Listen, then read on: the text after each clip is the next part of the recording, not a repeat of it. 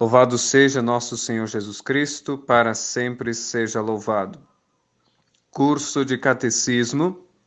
Na aula de hoje falaremos sobre o terceiro artigo do Credo. Estamos estudando os artigos do CREI, os artigos do Credo, e hoje falaremos sobre o qual versa sobre o seguinte: foi concebido pelo poder do Espírito Santo, nasceu de Maria Virgem. Este terceiro artigo do Credo nos ensina que o Filho de Deus tomou um corpo e uma alma, como nós temos, no seio puríssimo de Maria Santíssima, pelo poder do Espírito Santo, e que nasceu desta mesma Virgem. Assim, para formar o corpo e para criar a alma de Jesus Cristo, concorreram as três divinas pessoas. Então, apesar de nós dizermos assim, que foi concebido por poder, por obra do Espírito Santo, isso não quer dizer que as demais pessoas divinas, o Filho e também Deus Pai, não participaram nesta obra. Nós dizemos que foi concebido pelo poder do Espírito Santo, porque a encarnação do Filho de Deus é obra de bondade e de amor. E como já vimos em outras aulas, pois a cada uma das divinas pessoas se aplicam algumas obras por especial. Então, a obra de bondade e de amor é uma obra que se atribui ao Espírito Santo, assim como a obra da criação se atribui a Deus Pai. Mas isso não quer dizer que na criação não participaram tanto Deus Espírito Santo quanto nosso Senhor Jesus Cristo. Então nós dizemos, foi concebido pelo poder do Espírito Santo, porque esta obra de bondade e de amor atribui-se ao Divino Espírito Santo. Mas o Catecismo nos apresenta um questionamento e que devemos, pois, aqui explanar de modo a esclarecer muitas coisas e também a evitar de cairmos em certas heresias. É a seguinte questão: fazendo-se homem, deixou o Filho de ser Deus? Nos pergunta o Catecismo. E a resposta é a seguinte: o Filho de Deus, fazendo-se homem, não deixou de ser Deus. Como assim? Bom, o Filho de Deus, encarnado, ou seja, tomou a carne humana, tornou-se homem como nós. Jesus Cristo é Deus verdadeiro e, ao mesmo tempo, homem verdadeiro. É perfeito Deus, é perfeito homem.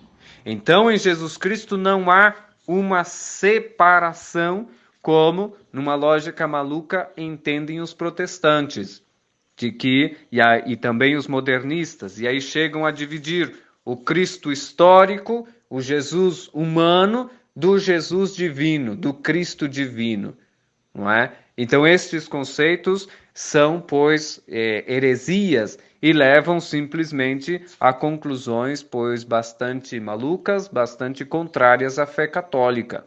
O protestante vai dizer, bom, se há essa divisão, então eu não tenho por que dizer que Maria é mãe de Deus, uma vez que ela é mãe apenas do Jesus homem, do Jesus humano, e não do Jesus Deus.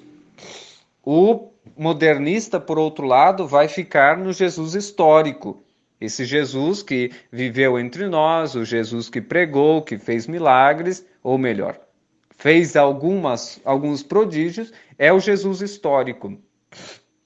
O Jesus divino, o Jesus Deus, por assim dizer, é aquilo que a própria mentalidade cristã foi criando e foi se formando uma cultura cristã e chegando a ponto de divinizar a Jesus Cristo. Então são coisas bastante perigosas para a fé católica e que realmente não tem nada a ver com os ensinamentos de Nosso Senhor e da Sagrada Escritura. Então, Jesus Cristo é verdadeiro Deus, verdadeiro homem. Enquanto homem, passa a existir a partir da encarnação, a partir do anúncio do anjo, pois ali passa a existir enquanto homem, enquanto Deus sempre existiu com Deus Pai, com Deus Espírito Santo. Então, em Jesus Cristo, que é Deus e homem, aí sim existem duas naturezas, a natureza divina e a natureza humana. Porém, uma só pessoa, que é a pessoa divina de nosso Senhor Jesus Cristo. Repetimos, Jesus Cristo, nosso Senhor, é Deus e homem verdadeiro. Duas naturezas unidas, natureza divina, natureza humana. Porém, uma só pessoa, que é a divina. Jesus Cristo possui duas naturezas, é homem, é Deus, estão unidas, inseparáveis, e porém tem uma só pessoa, que é a pessoa divina. Então estes princípios são muito importantes termos em conta para que não façamos confusão quando chegarmos em pontos mais delicados da doutrina católica. Entendendo isto sobre nosso Senhor Jesus Cristo, muitas coisas se esclarecem sobre Nossa Senhora, sobre a missão da igreja, sobre, enfim, vários pontos de doutrina nós esclarecemos tendo bem presente isso. Jesus Cristo, verdadeiro Deus, verdadeiro homem. Duas naturezas, divina e humana, unidas em uma só pessoa, que é a pessoa divina. Mas em nosso Senhor Jesus Cristo existem duas vontades, uma vontade divina e uma outra que é humana. Então, assim como há duas naturezas, também existem duas vontades. Então, podemos dizer que Jesus Cristo tinha uma vontade livre? Sim, com certeza sim. Jesus Cristo tinha uma vontade livre. Mas, claro, ele não podia fazer o mal. Nós sabemos, já vimos quando falávamos dos atributos de Deus, que o mal não é a perfeição da liberdade. Fazer o mal é um defeito. Então, quando nós vemos esse pessoal mundano defendendo a libertinagem ou uma liberdade na qual se pode fazer tudo, inclusive o mal, isso não é liberdade. É uma libertinagem. Então, nosso Senhor Jesus Cristo, sim, era livre, tinha uma vontade livre, mas não podia fazer o mal, não podia cometer um pecado, porque fazer o mal, cometer um pecado, não seria perfeição desta liberdade, mas seria limitação, seria um defeito e não perfeição.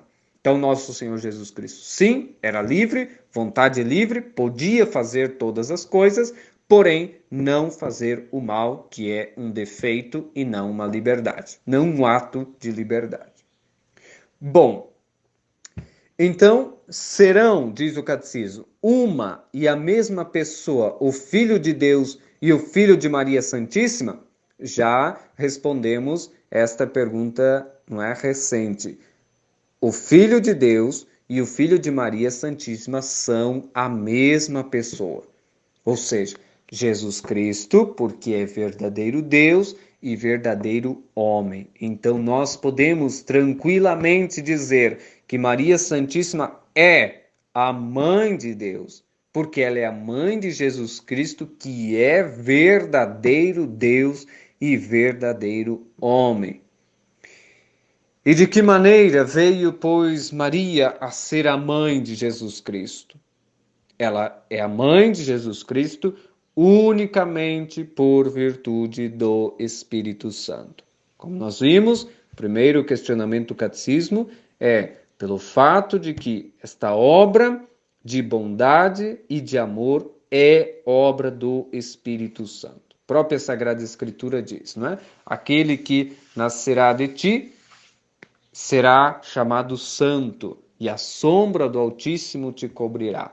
O Altíssimo te cobrirá com sua sombra. Então, esta obra é obra do Divino Espírito Santo.